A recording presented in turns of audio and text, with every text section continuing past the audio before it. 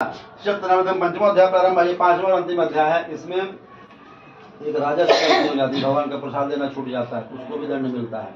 पिछले अध्याय में एक लड़की से बेचारे छूट जाते, उसके पति को भगवान जल में डुबा दे। भगवान के लिए सब बराबर है। यदि रिक्शा चलाने वाला जितना महत्व रखता है उतना ऐसे बैठा सेठ भगवान के लिए सब बराबर है। सूत जी ने कहा है मोहन सुनो, आगे कथा एक सुनाते हैं। तुंगत ध्वज नामक एक राजा अपनी प्रजा के पालन में तत्पर था। भगवान सत्यनारायण का प्रसाद न लेने से उसे भी दुख हुआ।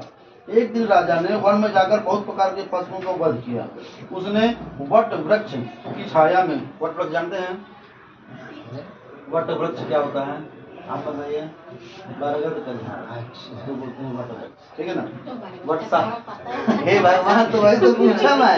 वट सावित्री करते हैं, लेकिन वट मतलब होता क्या है, ठीक ना? तो उसके लिए जो लोग पूजन कर रहे हैं, जो अपन ये पूजा कर रहे हैं, आज आपको बताऊं ब्रजेश भाई, ये पूजा मंदिर में, नदी के किनारे, तालाब के किनारे, पीपल का झाड़, बरगद का झाड़, इस जगह में होता है। तो इस पूजा का हमको 1000 गुना फल मिलता है, क्योंकि यहाँ आप जिसको बुलाओ वही आएगा।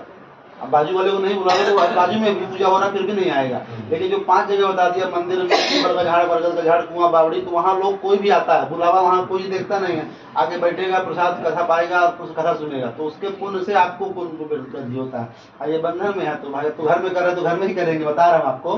तो वो बरगद के नीचे कर रहा था राजा, वो गाँव वाले कर रहे थे, ठीक है, ग्वाल वाले लोग।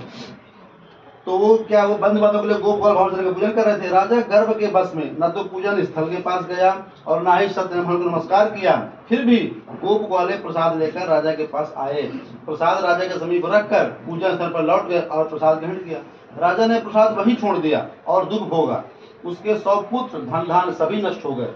तब उसको निश्चित रूप से बोध हुआ कि श्री सत्यनारायण ने उसका सर्वस्व नष्ट कर दिया। अतः जहाँ सत्यनारायण का पूजन हो रहा था, राजा वहीं जाए, यही विचार कर राजा ग्वाल बालों के पास गया।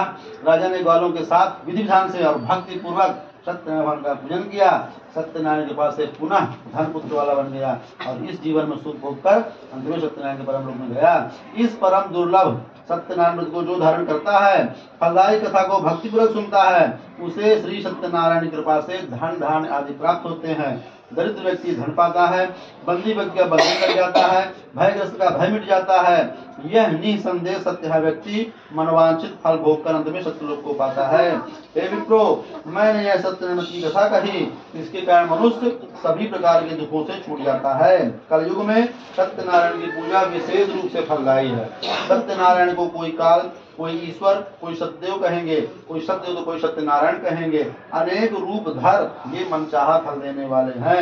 कलयुग में सत्य व्रत रूपी सत्यनारायण ही होंगे। सभी को मनवांछित फल देने के लिए भगवान विष्णु ने यह सत्यनारायण भगवान का रूप धारण कर लिया है।